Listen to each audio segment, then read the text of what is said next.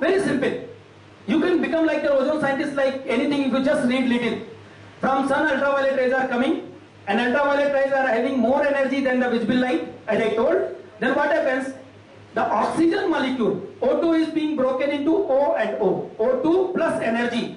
If you give energy to O2 molecule, then it becomes what? Atomic oxygen. O plus O. Now, O cannot remain simple. It will search for its partner. So then it again combines with another O2. So O2 plus O becomes what? O3. Ozone is formed. This is very natural process. Okay? And that natural balance always remains there. The sun rays has come, oxygen molecule broke into the atomic oxygen O plus O, and then what happens? O2 combines with O and becomes O3. Ozone is formed. Then you will ask that ozone should keep on forming. Then what happens? That O3 again absorbs the energy from sun and it breaks into O2 and O. Fine? Again O2 is formed and O is released. So this is a very complete cycle is there. Fine? But what happens, as someone told here, na, there are some substances like chlorofluorocarbons, CFC जिनको बोलते हैं, CFCs and NOx, CO जो pollution से निकलता है, CO carbon monoxide, ये molecules ऐसे हैं जो क्या करते हैं, यदि ये यहां पे पहुंच गए कहीं गलती से भी, जब यहां पे कंसंट्रेशन बढ़ेगा तो ऊपर ही जाएंगे ना, यदि यहां पहुंच गए तो क्या करते हैं, उनके साथ में जो ऑक्सीजन एटम निकलता है, तो वो जो ऑक्सीजन एटम निकला है ओजोन बनाने के लिए उसको पहले ही खा जाते हैं. समझ पाए आप नहीं? O2 से O प्लस O बना, अब O प्लस O O2 से मिलके O3 बनाएगा, ठीक है? और यदि मान लीजिए O2 से मिलने से पहले ही जो O प्लस O बना है उसको कोई खा जाए या उसको कोई कंबाइन कर ले तो क्या होगा? ओजोन नहीं बनेगी ना. और वही CFCs करते हैं, CO, NOx, नाइट्रोजन के ऑक्साइड जो है, NO, NO2, N2O5, ये सब वही करते हैं. क्या होगा? NO2 है, NO2 टूट जाएगा NO प्लस O में, O और O कंबाइन होकर क्या फिर बन गया? ऑक्सीजन. तो due to this pollutants the atomic oxygen is not being allowed to combine with the molecular oxygen to form ozone, and that's what in that regions what happens? The ozone concentration is depleted, depleted. Ozone concentration is depleted, and that is known as a hole, because ozone absorbs ultraviolet rays, and that ultraviolet rays are not absorbed, and they are reaching to us, and they are causing great danger to us. Okay, is it clear? Now, and this same ozone, as I ask you, but I am answering, the same ozone is responsible for increasing temperature in the Earth's atmosphere. Above the troposphere, if someone asks, above troposphere, in the stratosphere and in the middle atmosphere, why temperature increases? Because when the ultraviolet rays are absorbed by the ozone, then if something is absorbed, the temperature will definitely increase. Nah? So ultraviolet rays are absorbed by the ozone, that's why the temperature in this region is increasing. Fine? Still the question unanswered, and I am asking you to think about why the temperature decreases in the troposphere. When you go to hill station, why temperature decreases? You are going close to sun. Right? As you are going up, you are going to close to sun, means height is decreasing. So the temperature should increase, na? Why temperature is decreasing? Keep in mind. I will not leave you. You have to answer. Anyway, so now move ahead. So as I told, the temperature is very important. Undoubtedly, you will all accept why the temperature should be met, because health of the temperature can be, atmosphere can be monitored by monitoring just temperature.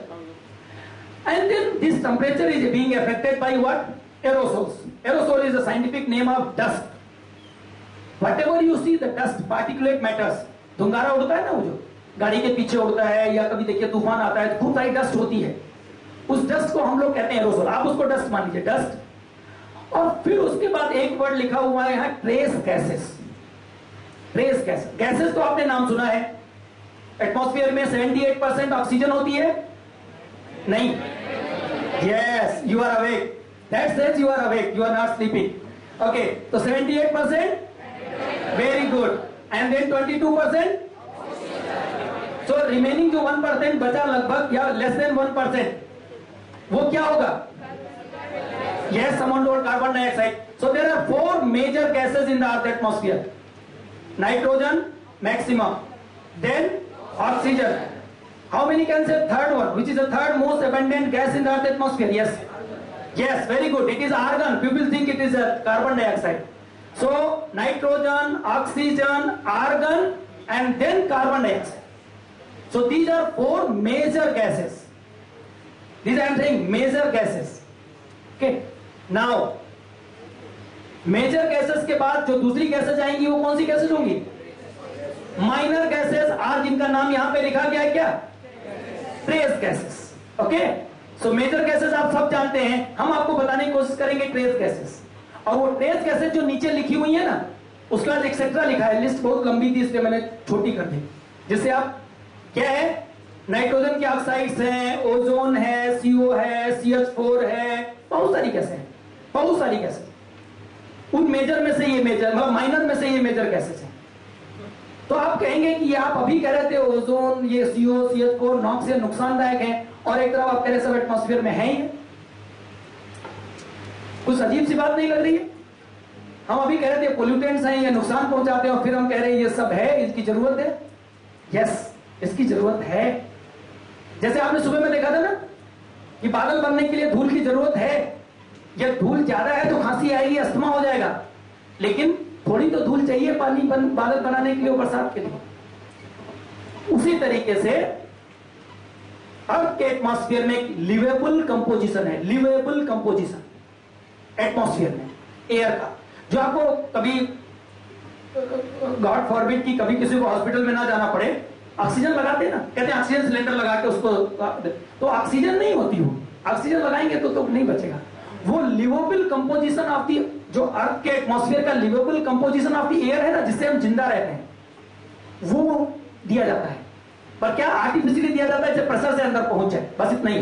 वो oxygen नहीं होती, pure oxygen नहीं होती. Pure oxygen से कोई नहीं रह सकता है. तो उसमें नाइट्रोजन तो चाहिए. आपने बोला 78% नाइट्रोजन है, ठीक है ना, तो कैसे प्योर ऑक्सीजन से कोई रह सकता है? तो मेजर गैसेस और ट्रेस गैसेस मिलाकर के एक लिवेबल कंपोजिशन गॉड ने हमको बना के दिया है, ठीक है ना. तो ये ट्रेस गैसेस का काम क्या होता है, हमारे जीने के लिए बड़ी जरूरी है. जैसे कि हमारे फूड को टेस्टी बनाने के लिए साल्ट की जरूरत होती है. घर पे खाना बनाती है ना मम्मी लोग आपके, कभी कभी पापा भी बनाते हैं, तो खाना बनता है ना, तो खाना बनता है, ये मान लीजिए आपका बहुत अच्छा खाना बना है, लेकिन उसमें गलती से पापा खाना बना रहे थे, उन्होंने नमक ज्यादा डाल दिया. तो आप जब खाने बैठते हैं, व्हाट इज रिएक्शन? क्या भंगार खाना बनाया है, मीठू मीठू बोलते हैं ना गुजराती, मीठू मीठू, नमक को मीठू, मीठू बहुत ज्यादा छे, जो भी बोलेंगे बोलते हैं, बहुत बदार छे, सॉरी, मतलब मेरा थोड़ा गुजराती कच्ची है. तो क्या है, कहेंगे नमक बहुत ज्यादा है, salt is very high, then all the efforts and taste of food goes to zero. Am I right? यदि देखिए साल्ट का, यदि आपकी कोई क्वांटिटी देखिए दाल की और सब्जी की, उसकी क्वांटिटी में साल्ट की क्वांटिटी कितनी होती है? Few grams. यदि आप 250 ग्राम दाल बना रहे हैं तो उसमें साल्ट कितना पड़ेगा? फ्यू ग्राम्स ना. But you see that if few gram is more important than 250 gram. Am I right और रॉन्ग? यदि आपकी दाल कम ज्यादा है तो काम चल जाएगा, कम खा लेंगे ज्यादा खा लेंगे, लेकिन दाल में नमक ज्यादा हो गया है तो आप उस दाल को नहीं खा सकते, आप फेंक देंगे उसको. या इसका उल्टा हो जाए, मान लो जल्दी में मम्मी नमक डालना भूल गई, तो क्या होगा? खाना आपके पास जाएगा, कहेंगे क्या इसमें तो नमक ही नहीं है, अलग से ऊपर से डाल के खाओगे या फिर कहोगे बाद में देखेंगे. तो आप देखिए, जो नमक या साल्ट की इंपॉर्टेंस है आपके फूड में, जो शुगर की इंपॉर्टेंस या मसालों की इंपॉर्टेंस, मसाले होते ना, चिली, जीरा, धनिया, उनकी इंपॉर्टेंस जो है आपके फूड में, उससे देखिए खाना कितना टेस्टी हो जाता है और कितना टेस्टलेस हो जाता है. वही काम करती हैं ये ट्रेस गैसेस. तो इनकी, I am going to say something, you listen properly. The trace gases are very important as long as they are in the definite proportion. यदि एक definite proportion में trace gases एटमॉस्फेयर में हैं, तब तो वो हमारे लिए अमृत है, हमारे लिए जीवनदायी है, हमारे लिए लाइफ सपोर्टिंग है. लेकिन यदि उनमें कोई इंबैलेंस हो जाए, जैसे मैंने अभी आपको एग्जांपल दिया कि जरा सा भी साल्ट ज्यादा हो जाए, वैसे ही मान लीजिए CH4 एटमॉस्फेयर में एकदम ज्यादा हो जाए, we will all die. Salt से तो मतलब हम बच जाते हैं, फिर भी खाना छोड़ देते हैं, लेकिन we can not, you agree, we can not live without breathing more than few minutes. जैसे नहीं, आपने सुना होगा कि कैंपों में कभी कभी क्या होता है, गाड़ी में लोग सोते हैं और उनका वो जनरेटर चल रहा था और वो सफोकेट होके, सुना होगा ना न्यूज़पेपर में कि कैंप लगाया वहां पे पहाड़ पे और उसमें उन्होंने गर्म रखने के लिए या फिर सिगड़ी जलाते हैं ना जाड़े से बचने के लिए, वो उसकी कोयले की सिगड़ी जला के कमरे में रख लिया और देखा सुबह no one could wake up, all died. What happens? क्या निकलता है उससे?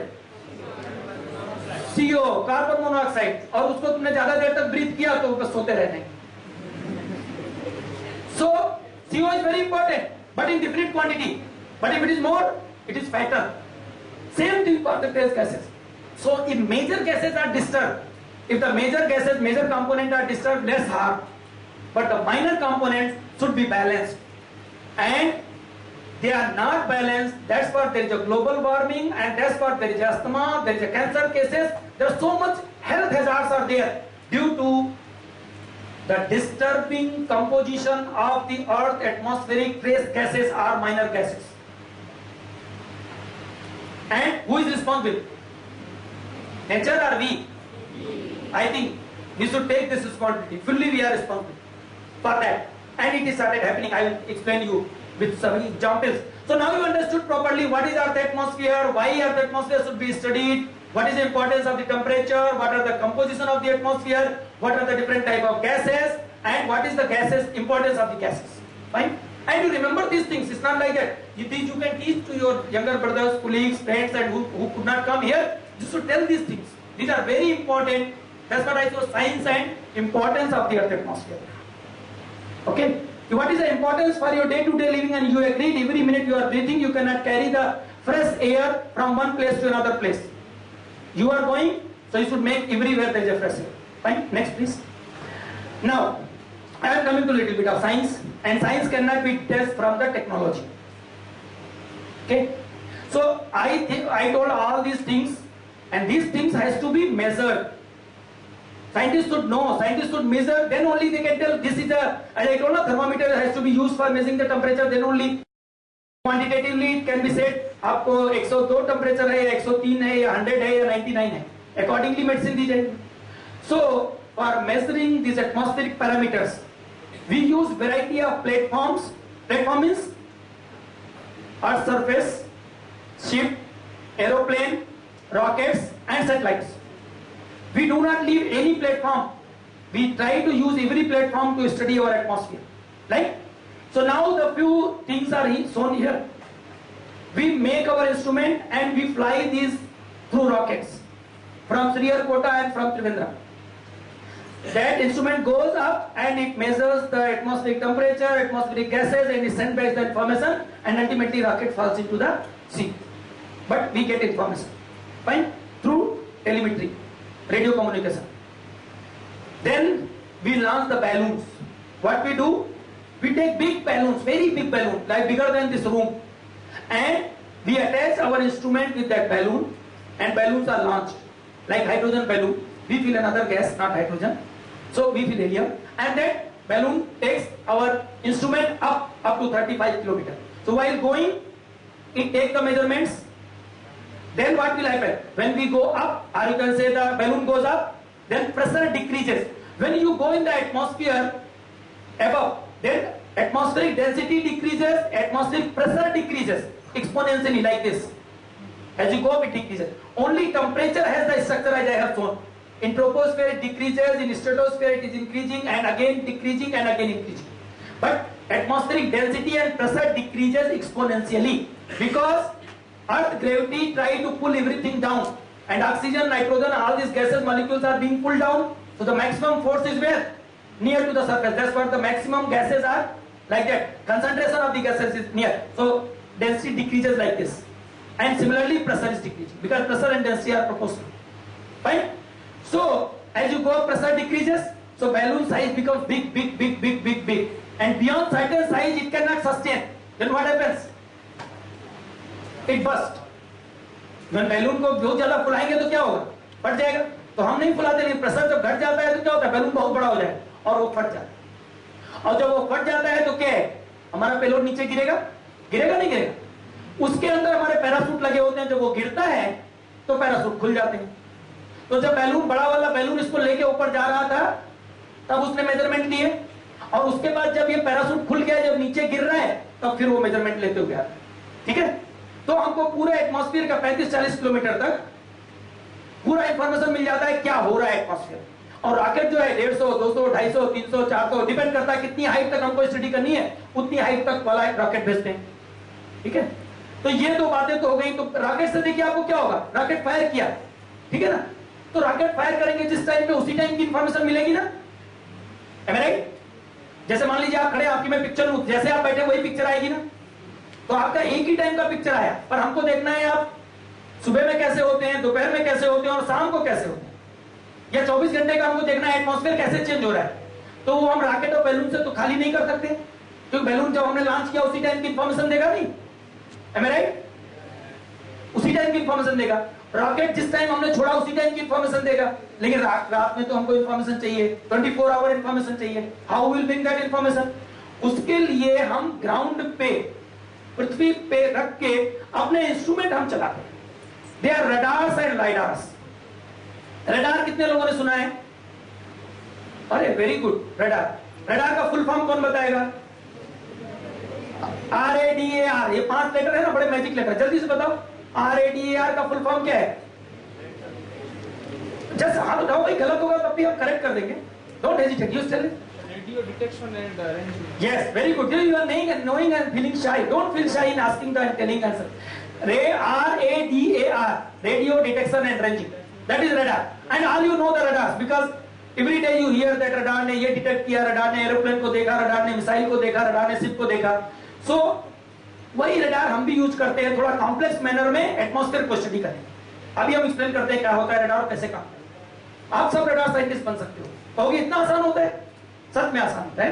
और उसी रडार का जो है ना, रेडियो डिटेक्शन एंड रेंजिंग, उसमें हमको रेडियो मान लो अच्छा नहीं लग रहा हो, तो रेडियो का RA निकाल दें, उसकी जगह लाइट को बैठा दें, तो RA की जगह LI कर दें तो क्या हो जाएगा? LIDAR। उसको बोलते हैं LIDAR, light detection and ranging. Radio detection and ranging जिसमें रेडियो वेव को हम छोड़ते हैं और इकट्ठी करते हैं, उससे इंफॉर्मेशन मिलती है। रेडियो वेव को हटा लिया, रेडियो वेव पे टॉर्च ले ली या लेजर बीम ले ली, जैसे हम लेजर बीम लगाते हैं, लेजर ले लिया, लेजर बीम को छोड़ा और वो इंफॉर्मेशन लेके आ गई, वो क्या हो जाता है?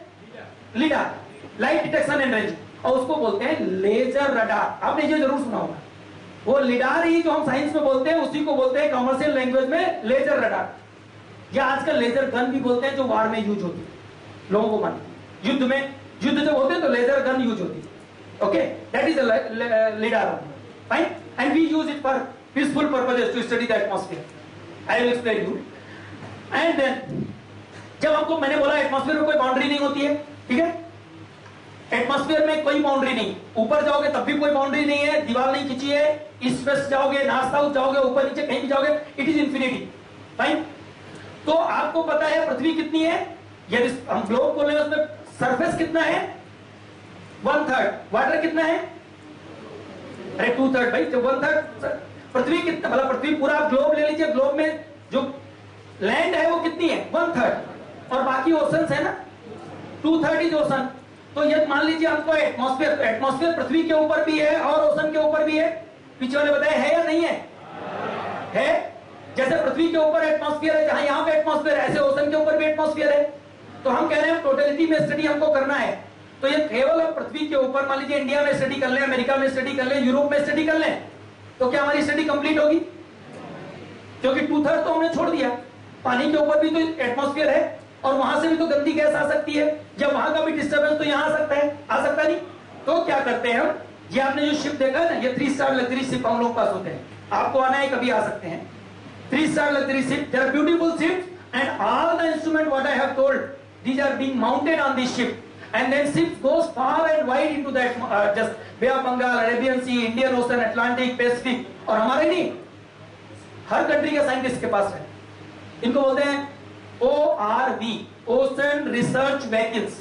हमारे पास ORVs होते हैं और ORVs को लेकर के, इंस्ट्रूमेंट लेकर के हम जाते हैं और इन सब इंस्ट्रूमेंट को ओशन सरफेस से चलाते हैं और ओशन के सरफेस के ऊपर एटमॉस्फेयर कैसा है उसकी। तो ये हमारा ये हो गया, ठीक है ना।